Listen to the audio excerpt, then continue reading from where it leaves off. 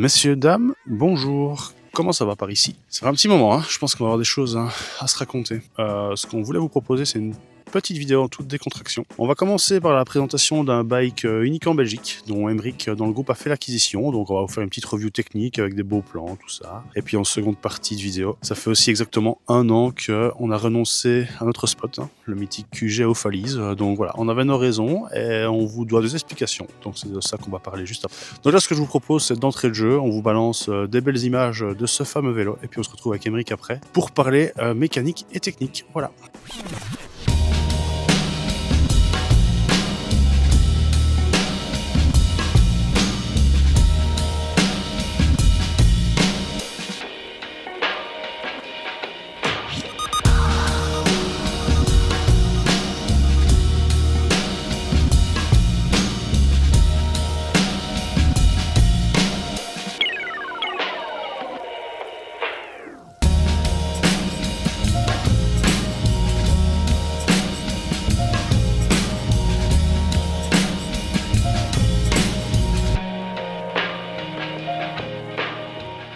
T'es prêt, ça va? Ça va aller. Emeric, bonjour.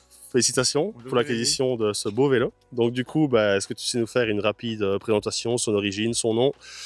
Et voilà, si tu as des petites choses en particulier à dire. Donc c'est un Terra modèle Aria, c'est un vélo en acier conçu en Italie, soudé à la main aussi là-bas. Donc moi je l'ai acheté il y a 1 an, donc il est présenté comme enduro 180 avant-arrière. Moi je l'ai mis en double T, il est configurable comme vous le voulez. Il est monté ici en mulet mais dispo en full 29. C'est un enduro en point de pivot haut, donc avec la roulette de renvoi au-dessus comme vous pouvez voir ici. Et au fait, c'est une cinématique en collaboration avec e-Track Suspension, une société australienne qui développe les points de pivot haut comme pour Norco, Intense, Piga. Et donc c'est vraiment un vélo qui est étudié pour tout faire, quoi. De la race comme du fun en bike park. Il pédale vraiment très très bien, ça pompe vraiment pas au pédalage. Donc ici ça fait 1 an que je l'ai, donc je me suis fait mon petit avis dessus et voilà. Justement là-dessus, c'est toujours un peu la question qui blesse un petit peu. Mais du coup, est-ce que tu sais nous donner, je veux dire, 3 avantages du vélo, 3 points positifs, et puis après, évidemment, je te donnerai 3 négatifs. Donc voilà. Tout à fait. Donc point positif, on va dire, l'acier, c'est un matériau qui est très durable, écologique. Donc, à savoir que l'acier ne vieillit pas, au contraire du carbone, de l'alu. C'est quelque chose qui est très, très résistant. Et voilà, il y a le côté écologique qui rentre en compte. L'acier, c'est aussi du confort en pilotage, à savoir qu'en bike park et tout ça, on ne sent plus les break bumps avec ce genre de vélo. Pas la cinématique, mais l'acier fait que ça absorbe un peu les chocs et tout ça. Et autre point positif qui n'est pas en rapport forcément avec l'acier, c'est la cinématique qui est très très agréable à rouler, confortable, dynamique, ça pédale très bien. Moi j'ai rien à redire, ce vélo me correspond bien, quoi, on va dire. Ok, moi je pense que les 3 positifs, on les a. Maintenant, c'est toujours le plus difficile. Est-ce que tu aurais quelques petits points négatifs à donner?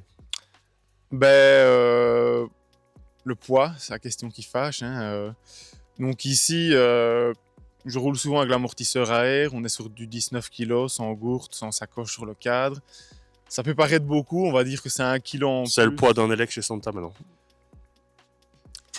Coupé. Non, mais ici, le poids, vraiment, pour moi, c'est un détail, je m'en fous un peu.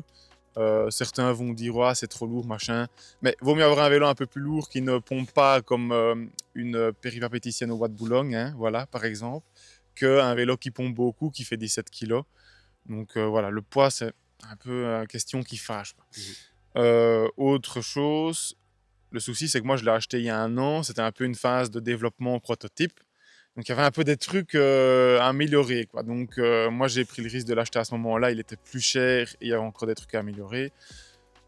Je vais être honnête, j'ai eu des petites couilles, des vis foirées dans les biellettes, tout ça. Et donc, comme c'est une marque en développement et que Lorenzo est très proche de ses clients, moi, j'ai pu améliorer ça avec lui, des petits points. Un autre point négatif, peut-être la rouille. Si vous achetez un vélo en acier chez quelqu'un qui fait mal ça, il peut rouiller. Ici, il est traité chrome partout, mais c'est vrai qu'il y a des petits endroits où ça peut rouiller. Mais c'est un détail pour moi. Ok, et du coup, d'avoir quelqu'un qui crée des vélos, qui est à l'écoute, ça peut être intéressant pour un certain type de public qui s'intéresse vraiment au fonctionnement. Maintenant, il y en a d'autres qui préfèrent avoir un vélo abouti et prêt à rouler, etc. Mais toi, du coup, pour toi, c'est un avantage. Et voilà, je pense que dans le futur, il va y avoir un petit peu plus que de la fréquentation client, producteur de vélo. À savoir que moi, quand j'ai commandé le vélo, on se connaissait pas du tout. Et le gars, on a échangé une semaine, puis il m'a ajouté sur WhatsApp, j'ai commandé le vélo, il m'a annoncé 4 mois, je l'ai eu en 3 mois. Tous les jours, il y avait du contact. Et ici, depuis un an, on parle quasi tous les 2-3 jours du vélo. Je donne mes retours, tout ça. Je lui ai donné des petits conseils pour améliorer son cadre, par exemple. Et voilà. Bah du coup, tu pourras bientôt proposer éventuellement une petite réduc et qu'on passe par toi pour certaines informations au niveau de la Belgique. Donc ici, il m'a proposé d'être un peu représentant du vélo, bien qu'il y a des autres aussi de la marque qui le font. Ou je pourrais peut-être proposer un code promo si c'est mis en place d'ici la vidéo. Et que moi, j'aurai des petits avantages via la marque, quoi. Donc je ne fais pas ça pour me faire de l'argent ou masquer des choses, mais le vélo est vraiment très très bien et je pense que beaucoup de gens devraient oser faire le pas de prendre un vélo un peu exotique qui sort du lot. C'est quand même unique comme vélo et c'est chouette, quoi. Il faut surtout dire aussi que quand on est petit producteur de vélo, qu'il faut s'occuper de la communication de sa production, de faire ça après journée en plus d'un travail, bah, je pense que c'est un avantage d'avoir des gens qui font des petits médias comme nous, qui font notamment on a fait un shooting photo avant, et quelqu'un qui pourra éventuellement prendre du temps pour répondre à certaines questions, parce que ça ne doit pas être simple du tout. Donc voilà. Donc maintenant vous savez que si vous voulez des renseignements sur le bail, vous pouvez passer via Trail Riding ou via Imric directement. Et du coup, je pense qu'on a assez parlé du vélo. On va aller me foutre un petit peu en action. Donc du coup, ce qu'on va faire après, c'est qu'on va vous filmer quelques petites images du vélo en action et on se retrouve après pour la dernière partie de la vidéo.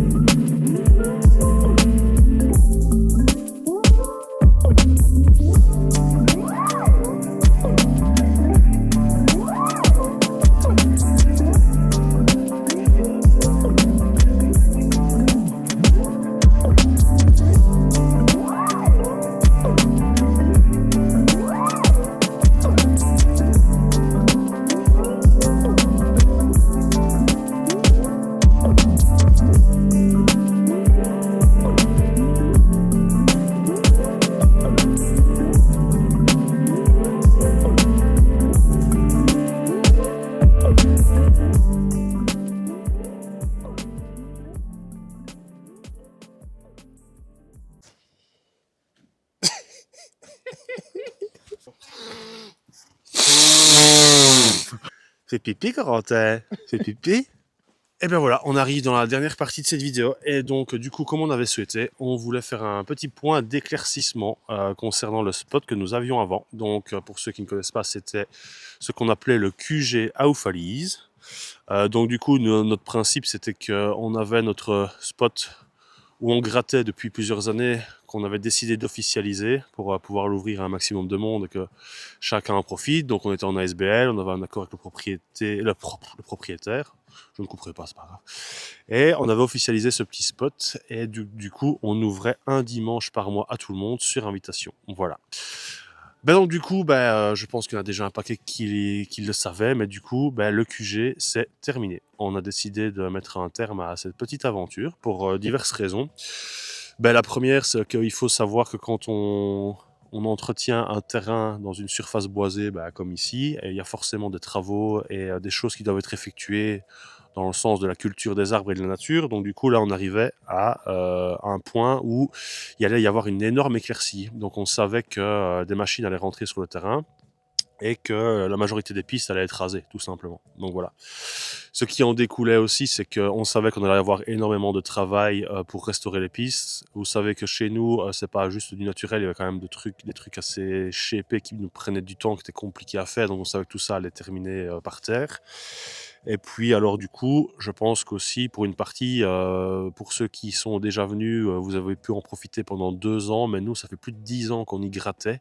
Et sur ces petits 2 hectares-là, on commençait un petit peu se sentir à l'étroit. Donc voilà, je pense qu'il y a eu une envie au sein du comité de la SOS de mettre un terme à cette aventure parce que je pense qu'on avait fait le tour, tout simplement. J'ai bien résumé? Ouais, et mettre notre énergie à profit dans un truc peut-être plus public et plus ouvert aux gens parce qu'on était assez restreint, on vous invitait, ça marchait de plus en plus et peut-être 50 dans un petit bois, malheureusement, on était 20, 30 et on devait refuser l'accès à des copains des fois parce qu'il y a trop de gens qui voulaient venir, quoi. Donc, Ouais, et donc du coup, dans la logique de ça aussi, on a le papa de Jérôme, Jérôme Poncelet, que vous avez connu, qui roulait et qui était membre de l'association au début. C'était sa propriété, c'est chez lui. On commence à grandir, on commence à fréquenter le parking, des fois pendant que lui travaillait les week-ends, etc. Donc il y avait des petits couacs de cohabitation. Je pense qu'on a été accueillis pendant un paquet d'années là-bas, c'est toujours très très bien passé, il n'y a jamais eu de soucis, mais bon voilà, nous on avait des perspectives et des objectifs pour la sauce qui à un moment ne correspondaient plus tout simplement avec ce lieu-là. Et voilà, c'est un petit peu un résumé de tout ça, du pourquoi, du comment on a décidé d'arrêter. Voilà.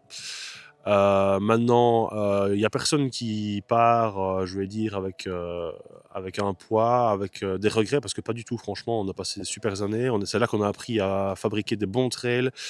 Après, les 2 dernières années, c'était fou, parce que franchement, le fait d'avoir ouvert un peu le spot aux gens, alors que d'autres n'étaient pas forcément d'accord, ça nous a permis de connaître plein de gens, de faire de nouvelles amitiés, de renforcer des fois les rangs. Ça nous a permis de partir en voyage, de faire des sales trips en France, dans les stations, etc., avec des gens qu'on fréquente encore maintenant. Et ça, on ne le regrettera jamais. Et même si ça a été beaucoup d'investissement, beaucoup de travail, je pense qu'on peut dire que personne n'est déçu. Et donc, du coup, vous imaginez bien qu'on ne va pas en rester là. Donc, du coup, je vais laisser l'honneur à mon copilote de bois mort c'est froid.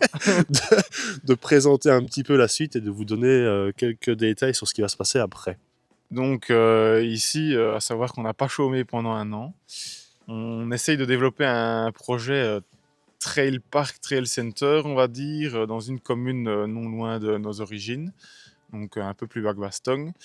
Et du coup, là, on est en cours dans des démarches de mail, de papier et tout ça pour avoir les accès légaux, on va dire, pour commencer ce projet. Donc, incessamment sous peu, on aura une réponse si on peut se lancer ou non dans ce projet. Mais il faut savoir qu'on bosse dessus depuis pas mal de temps, surtout Jérémy, qui met la main à la pâte pour tout ce qui est administratif. Donc, on espère vous accueillir sur un autre spot bientôt et on verra si l'aventure démarre. Ouais, bon, c'est vrai que c'est un fameux bordel, hein. Franchement, autant avant pour le QG c'était assez simple parce qu'on avait des choses qui étaient déjà préétablies, on était sur une propriété privée. Ici, c'est un objectif totalement différent. On part sur moitié domaine public, moitié privé.